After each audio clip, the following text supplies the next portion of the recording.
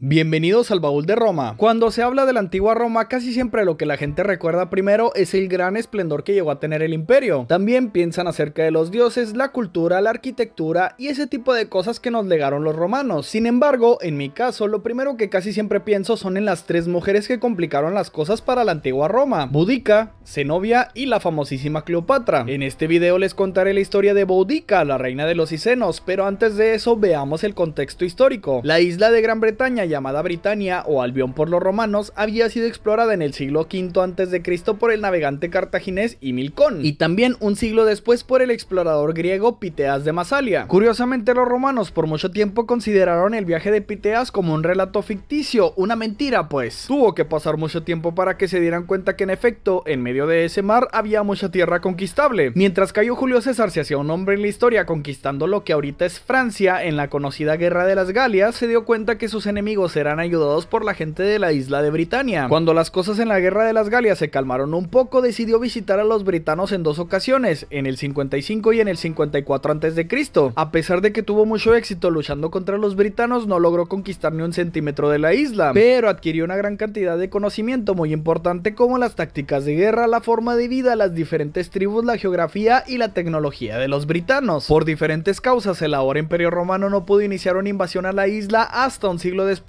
en el año 43, por orden del emperador Claudio. El gobernador de Panonia, Aulo Plaucio, fue el elegido por el emperador para estar a cargo de la invasión. Y para darnos una idea de lo en serio que iba esta invasión, aparte de los 40.000 hombres que el emperador le dio a Aulo Plaucio, también le dio unos elefantes de guerra para asegurar la victoria. Obviamente los britanos no se iban a dejar invadir, por lo que organizaron una resistencia a cargo de Togodumno y Carataco de la tribu de los Catubelaunos. Sin embargo, la resistencia de los britanos fue destruida por Aulo Plaucio en la batalla del río Medway y en las diferentes escaramuzas que se sucedieron. Ya con el camino asegurado, el emperador Claudio pudo entrar triunfante en la nueva capital de la nueva provincia romana, la ciudad de Camulodunum. Los britanos al parecer se dieron cuenta que era cuestión de tiempo para que los romanos tomaran toda la isla, así que 11 líderes de las diferentes tribus del sur de esta Britania se rindieron ante el emperador. Y así fue como comenzó la conquista y la romanización de Britania, la cual duraría 40 años más. Pero bueno, en Britania hubo muchas tribus o bien reinos de cultura celta, entre los que destacan los trinovantes, los atrebates, los brigantes, los catubelaunos y los que nos interesan ahora, los Micenos. El nombre de los Micenos siempre ha sido cuestión de debate. Algunos los llaman Iken, otros Esen, otros Ese. Los romanos los llamaron Iceni y nosotros en castellano los llamamos Micenos. Habitaron la zona del este de Britania, lo que en la Edad Media se conocería como East Anglia, y lo que en la actualidad son el condado de Norfolk y Suffolk. Los Micenos fueron uno de los reinos que se rindieron ante los romanos y se convirtieron en un reino cliente. O sea que a pesar de ser un reino independiente, estaban directamente bajo el control de Roma. Luego de su exitosa campaña militar, Aulo Plaucio fue nombrado como gobernador de Britania hasta el año 47, cuando fue designado como senador. El nuevo gobernador de Britania a partir del 47 fue Publio Ostorio Escápula. Muchas de las tribus pensaron que como Escápula era nuevo en su puesto, no sabría ni dónde estaba parado, por lo que decidieron rebelarse. Lo que no sabían es que Escápula era muy violento y era muy buena en tácticas militares. Escápula actuó rápido y enfrentó, derrotó, persiguió y masacró a los rebeldes para evitar que se reagruparan. Sabiendo que la paz que consiguió era muy hostil, Escápula ordenó a sus reinos clientes y demás tribus nativas un desarme total. Esto no gustó nada a los Micenos, los cuales fueron los primeros en alzar la voz en contra de esta medida y se levantaron en armas con el apoyo de otras tribus. Escápula otra vez actuó rápido y consiguió su rendición después de capturar una de sus fortalezas en ese mismo año. Y en vez de desaparecerlos de la faz de la tierra, los romanos le dieron una nueva oportunidad a los Micenos, pero a cambio un nuevo rey prorromano fue puesto en el trono. Este rey fue Prasutago, el cual más o menos por el 47 o tal vez antes se casó con la protagonista de este video, Boudica. Antes de hablar de ella como tal, hay que preguntarnos algo muy importante: ¿Boudica es su verdadero nombre? Otra manera muy común de llamarla es Boadicea, aunque también se le ha llamado Bonduca, Boduica, etc. Al parecer su nombre deriva de la palabra celta Bouda, que significa victoria, aunque yo la verdad siempre me he preguntado, ¿es ese su nombre o es un nombre dado por los romanos? Lo que sabemos de la vida de Boudica antes de la rebelión se mueve entre teorías y verdades a medias. Por ejemplo, no se sabe con certeza el año de su nacimiento, tal vez fue el 26 o el 30 o el 33, quién sabe. Aunque de su infancia no se sabe mucho, es muy fácil adivinar qué fue lo que pasó. Fue la hija de una familia noble y al parecer tuvo una buena educación, lo mejor que la cultura celta puede ofrecer. Siendo muy joven fue entregada a Prasutago para que se casaran, y de esta unión nacieron sus dos hijas, Isolda y Ciora. Acerca de la apariencia de Boudica, se cuenta que Boudica era de estatura alta, de apariencia apariencia aterradora, con una mirada fiera y una voz áspera. Cuenta Dion Casio que poseía una inteligencia mayor que la que generalmente tienen las mujeres. También cuenta que tenía una gran melena del cabello más rubio, el cual le caía hasta las caderas, aunque la mayoría la retrata como pelirroja. Portaba sobre su cuello un gran collar de oro, lo que posiblemente era un torque. Este tipo de accesorios era muy común en las familias nobles de la cultura celta, y también vestía una túnica de varios colores sobre la que sujetaba con un broche una gruesa capa. Se cuenta que este era su invariable atuendo. Desde el año 47 hasta el año 60, al parecer, bajo Prasutago, los cicenos prosperaron y tuvieron paz y una relación casi pacífica con los romanos. En el año 54 el emperador Claudio murió y Nerón subió al poder. En el año 58 el gobernador de Britania pasó a ser Cayo Suetonio Paulino, y para procurador de esta provincia fue designado el ambicioso Cato Deciano. Y justamente en el año 60 el rey Prasutago falleció, y acerca de lo que sucedió luego de la muerte del rey hay dos versiones, la versión de Tácito y la versión de Dion Casio, que en mi opinión parece que se complementan en vez de contradecirse. Según Tácito, Prasutago, esperando mantener la paz con Roma, en su testamento designó como heredero al César, o sea a Nerón, junto con sus dos hijas. Al parecer en los reinos clientes era habitual designar como heredero al emperador y a un hijo para así demostrar lealtad a Roma y al mismo tiempo mantener la independencia del reino. Y ya sea porque los romanos no respetaron el deseo del rey, ya que no aceptaron que una mujer gobernara, algo que era muy común para los britanos, o ya sea porque los romanos solo reconocían como válida la herencia de la línea masculina, al final el reino de los cicenos fue anexado directamente. Según Dion Casio, el procurador Cato Deciano fue a cobrarles varios préstamos dados a Prasutago por el emperador Claudio y por el filósofo Séneca, el cual esperaba cobrar un gran interés, dinero que obviamente Boudica no tenía. Por estas razones los soldados del imperio se dirigieron al reino de los cicenos y saquearon todo lo que pudieron saquear, convirtieron a muchos nobles en esclavos, los despojaron de sus hogares y para colmo Boudica fue azotada mientras varios romanos violaron a sus hijas. Llena de rabia por todo lo que sucedió, Boudica reagrupó a todos los cicenos. Aparte de por el hecho de ser reina, Boudica era una figura importante en la isla, ya que al parecer también era la sacerdotisa de la diosa de la guerra Andraste, por lo que tenía un gran poder de convocatoria. Mandó llamar a las diferentes tribus y logró reunir a más de 120,000 hombres listos para rebelarse en contra de Roma. Incluso arrastró a los trinovantes y a otros pueblos a su rebelión. Para darles ánimo se plantó enfrente de su nuevo ejército tomando una lanza y les dio el mejor discurso de la historia. Han aprendido mediante la experiencia cuán distinta es la libertad de la esclavitud. Por eso, aunque algunos de ustedes pudieran anteriormente, por ignorancia de ello, haber sido engañados por las atractivas promesas de los romanos, ahora que han probado lo uno y lo otro, han aprendido qué gran error cometieron al preferir una tiranía importada a su modo de vida tradicional, y han llegado a darse cuenta cuán mejor es la pobreza sin amo a la riqueza en la esclavitud. Aparte de esto, también contó acerca de cómo sus antepasados habían logrado repeler las invasiones de Julio César. Luego soltó una liebre dejándola correr y señalando que el camino que la liebre tome es el que ellos deberían de tomar. Cuando se decidió una dirección, Boudica invocó a la diosa Andraste diciéndole: así como reina de tales hombres y mujeres, te suplico y ruego les concedas la victoria, conserve su vida y la libertad contra hombres insolentes, injustos, insaciables e impíos. Si es que en verdad hemos de llamar hombres a tales gentes que se bañan en agua caliente, comen alimentos tan elaborados, beben vino sin mezclar, se ungen con mirra, duermen sobre colchones suaves con muchachos como compañero de cama, muchachos a los que así corrompen y son esclavos de un tañedor de lira y además uno lamentable. Habiendo terminado de hablar a su pueblo de esta manera, Boudica condujo su ejército contra los romanos, pues resulta que estos estaban sin jefe. Esto debido a que Suetonio, su comandante gobernador, estaba en medio de una expedición en la isla de Mona, una isla próxima a Britania que en la actualidad se conoce como Anglesey. El mayor odio de los britanos era contra los veteranos, y es que estos, llevados recientemente a la colonia de Camulodunum, actual Colchester, los echaban de sus casas y los expulsaban de sus campos, llamándoles esclavos. Los demás soldados favorecían los excesos de los veteranos, ya que esperaban tener el mismo estilo de vida una vez jubilados. Camulodunum solía ser la capital de los trinovantes antes de que llegaran los romanos, pero en una guerra que tuvieron contra los catubelaunos, los trinovantes perdieron la ciudad, y tal vez por esto se unieron a esta rebelión para tratar de recuperar su capital. Además, en esta ciudad estaba el templo dedicado al divino Claudio. Esto para los britanos era un símbolo de la eterna dominación de los romanos sobre ellos. Por todos estos motivos, el primer objetivo de los rebeldes fue la capital de la provincia romana. No parecía difícil penetrar en esta ciudad, la cual estaba desprovista de fortificaciones por la falta de previsión de los jefes invasores, por lo que en el año 61 los britanos entraron en Camulodunum, mataron rápidamente a los soldados encargados de proteger la ciudad, los cuales eran como menos de 500, y tras esto arrasaron con todo a su paso. Un grupo de civiles lograron guarecerse en el templo de Claudio por 2 días, pero toda resistencia fue inútil. útil. Quinto Petilio sería el futuro gobernador de Britania. Al escuchar las noticias de los ataques a Camulodunum a marchas forzadas, llevó a su legión para ayudar a los romanos que ahí se encontraban, pero todo fue en vano, pues sufrió una gran derrota y él pudo escapar de milagro. Cato Deciano, al enterarse lo que sucedió en la provincia, como prácticamente era su culpa, huyó de la isla con dirección a la Galia. Los britanos no tuvieron piedad ni con los romanos ni con sus aliados nativos, y los que cayeron cautivos fueron sometidos a todas las formas conocidas de ultrajes, siendo la peor y más bestial de las atrocidades perpetradas la siguiente: colgaban desnudas a las mujeres más nobles y distinguidas, después cortaban sus pechos y se los cosían en la boca para que pareciera que las víctimas se los estaban comiendo. Posteriormente empalaban a las mujeres sobre estacas afiladas que corrían a través de todo su cuerpo. Todo esto hacían acompañado de sacrificios, banquetes y comportamientos erráticos, no solo en los lugares sagrados para los romanos, también en la arboleda de Andraste. Tras destruir Camulodunum, los britanos se dirigieron a Londinium. El gobernador Suetonio, al escuchar las noticias y darse cuenta de la gravedad de la situación, abandonó la conquista de la isla de Mona y se dirigió rápidamente a Londinium, actual Londres, para defenderla de los britanos. Suetonio se dio cuenta que no tenía los números para enfrentarse a Boudica, por lo que ordenó evacuar la ciudad y decidió sacrificar una sola ciudad para salvar al resto. Y cuenta Tácito que no se doblegó ante el llanto y las lágrimas de quienes invocaban su ayuda. En vez de eso, dio la señal de marcha, aunque admitió en su ejército a quienes desearan acompañarlo. A los que quedaron retenidos por la debilidad de su sexo, lo avanzado de su edad o lo agradable del lugar, los exterminó el enemigo. Después, los de Boudica se pasaron por la ciudad de Verulamium, la cual sufrió el mismo destino. La ciudad terminó en ruinas y sus ciudadanos fueron masacrados. Cabe destacar que Verulamium era una ciudad habitada más que nada por los catubelaunos, los cuales en el pasado habían tenido diferentes guerras en contra de los Cicenos y los Trinovantes, y estos aprovecharon para tomar venganza por las ofensas antiguas. Más o menos los britanos masacraron a más de 80,000 personas, nativos y romanos, aunque fuentes más modernas cuentan que en realidad fueron de 20,000 a 50,000 los que murieron a manos de los britanos. Boudica y los demás rebeldes, al parecer, al principio no buscaban ni hacer prisioneros para luego venderlos, ni convertir a los romanos en esclavos. Ellos solamente querían venganza por los abusos sufridos. Tanto éxito tuvo esta rebelión que hasta el emperador Nerón pensó en seriamente abandonar Britania y dejarla en paz. El gobernador Suetonio, que en ese momento contaba con 10,000 soldados, analizó los posibles escenarios de esta rebelión, y aunque hubiera querido tener más hombres a su disposición ante la presión de la situación debido a que una gran cantidad de refugiados lo acompañaban, y claro, no tenía suficientes suministros para una guerra larga, Suetonio entonces decidió dejarse de vacilaciones y presentar combate a los britanos. Boudica había conseguido destruir los símbolos de la dominación romana, pero varios jefes de tribus comenzaron a buscar un beneficio monetario, por lo que la rebelión estaba a punto de salirse de control, porque ya no era solo de ella. Como quiera, Boudica, animada por los éxitos obtenidos, quería una victoria decisiva en contra de los romanos, por lo que los comenzaron a perseguir. Eso era exactamente lo que Suetonio quería, porque sabía que una guerra de guerrillas con emboscadas y todo lo que conlleva sería su perdición. Suetonio continuó la retirada al oeste hasta encontrar el lugar apropiado, un claro ubicado en un estrecho desfiladero y con un bosque a sus espaldas que impedían los ataques por los flancos y la retaguardia. No se sabe exactamente dónde fue la batalla, pero se cree que fue en algún punto de la calzada romana conocida actualmente como Watling Street. Suetonio tampoco se atrevía a presentar una batalla con una formación compacta al temer quedar rodeado y ser masacrado. Por lo tanto, dividió a su ejército en 3 cuerpos para combatir en distintos lugares al mismo tiempo, reforzando cada división de manera que no pudieran ser rotas fácilmente, y con la caballería y las tropas auxiliares en las alas. Los britanos los alcanzaron y al parecer se formaron en algo parecido a una falange, y muchos de ellos iban armados con lanzas y otros iban montados en carros de guerra. Dion Casio reporta que fueron 230,000 britanos los que participaron en esta batalla. La realidad es que no todos eran guerreros y casi todos iban acompañados de sus familias, por lo que eran más mujeres y niños que hombres de guerra, por lo que se cree que en realidad fueron 50,000 guerreros celtas con poca experiencia militar contra 10,000 soldados romanos. Cuenta Tácito que Boudica, en un carro junto a sus hijas, iba pasando frente a los de cada pueblo, proclamando que ya era costumbre de los britanos luchar bajo el mando de mujeres, pero que en aquella ocasión trataba de vengar no su reino y fortuna, sino, como uno más del montón, su libertad perdida, su cuerpo acabado por los golpes y el pudor de sus hijas pisoteado. Les decía que las pasiones de los romanos habían llegado a tal punto que ya no dejaban sin mancillar ni cuerpos, ni ancianidad, ni virginidad, pero ahí estaban los dioses para apoyar su justa venganza. También dijo, había caído la legión que se había atrevido a presentar batalla, los demás estaban escondidos en sus cuarteles o buscaban por dónde escapar. Ciertamente los romanos no habrían de soportar el estrépito y clamor de tantos millares, por no hablar ya de su ataque y de su fuerza. Si se dan cuenta de las tropas y de las causas de la guerra, verán que en aquel combate hay que vencer o morir. morir. Y terminó su discurso diciendo: tal es mi decisión como mujer, allá los hombres si quieren vivir y ser esclavos. Suetonio también le dirigió algunas palabras a sus soldados. Les aseguró que los britanos, cobardes y sin armas, cederían al momento tan pronto reconocieran el hierro y el valor de los vencedores que tantas veces los habían desbaratado, que incluso cuando intervienen muchas legiones son unos pocos los que deciden los combates, que a su gloria había de unirse el que, siendo una tropa reducida, se ganaran la fama correspondiente a todo un ejército. Aguanten hombro con hombro, lancen sus venablos y luego avancen, derríbenlos con sus escudos y acaben con ellos con las espadas, olvídense del botín, tan solo ganen y lo tendrán todo. Después de dirigirles estas palabras y otras parecidas, alzó la señal para la batalla, y así fue como dio comienzo la batalla de Watling Street. Los ejércitos comenzaron aproximándose el uno al otro. Al estar lo suficientemente cerca, los britanos cargaron haciendo mucho ruido con sus gritos, pero los romanos permanecieron silenciosos hasta alcanzar la distancia de tiro, y fue cuando les arrojaron sus jabalinas. Entonces, mientras los britanos estaban aún avanzando contra ellos velozmente, los romanos se abalanzaron contra los bárbaros a una señal y les cargaron a toda velocidad, y cuando llegó el choque quebraron fácilmente las líneas contrarias, pero como estaban rodeados por el gran número de enemigos, tuvieron que combatir en todas partes a la vez. La batalla se desarrolló de esta manera: las tropas ligeras intercambiaban proyectiles con las tropas ligeras, las pesadas se enfrentaban a las pesadas, la caballería chocaba contra la caballería y los carros bárbaros se enfrentaban a los arqueros romanos. Los bárbaros se lanzaron impetuosamente con sus carros contra los romanos, golpeándolos sin orden ni concierto, pero como ellos mismos combatían sin coraza, fueron rechazados por las flechas. Los jinetes derribaban infantes y los infantes derribaban a jinetes. Un grupo de romanos formado en orden cerrado avanzó para enfrentarse a los carros, mientras otros eran destrozados por aquellos. Una formación de britanos alcanzó al cuerpo de arqueros y los puso en fuga. Otros britanos solamente se limitaban a esquivar los disparos de los arqueros desde lejos, y todo esto ocurría no solo en un único lugar, sino en las tres divisiones a la vez. Se enfrentaron durante un largo tiempo, animadas ambas partes por el mismo celo y la misma osadía, pero finalmente, al final del día, prevalecieron los romanos. Al ver que todo estaba perdido, los britanos comenzaron a huir despavoridos, pero tenían difícil la huida debido a que sus propios carros, puestos alrededor en forma de anillo para rodear a los romanos, habían tapado las salidas. Los soldados romanos persiguieron a los britanos y no perdonaron la vida ni a las mujeres, ni a los niños, ni a las embarazadas. Hay quienes cuentan que cayeron poco menos de 80,000 britanos frente a 400 muertos y no muchos más heridos de los soldados romanos. Esta derrota significó el fin de la rebelión de Boudica y también el fin de varios reinos como el de los Cicenos. Boudica pudo huir posiblemente al norte o al sur, y según Tácito se envenenó para no ser capturada por los romanos, y según Dion Casio enfermó y murió poco tiempo después, aunque no se sabe ni dónde está enterrada y no se sabe si en realidad huyó a Germania o a Caledonia, la actual Escocia. Lo que sí se sabe es que por mucho tiempo, prácticamente toda la Edad Media, Boudica fue olvidada, hasta que en el Renacimiento, con el redescubrimiento de las obras de Tácito, Anales y Agrícola e Historia Romana escrita por Dion Casio, Boudica volvió a la historia y se volvió muy popular. Después de redescubrir su historia, Boudica se volvió un icono a la altura de Ricardo Corazón de León para los ingleses, y eso es lo que se cuenta de una de las mujeres más peligrosas de toda la historia y una de las que pusieron en jaque al Imperio Romano. Espero que les haya gustado esta historia y no se olviden de reaccionar, ponerle me gusta, compartir, comentar y sobre todo no se olviden de suscribirse a mi canal de YouTube. Sin nada más que decir, yo me despido y nos vemos en el próximo video. Y hasta aquí el baúl de Boudica.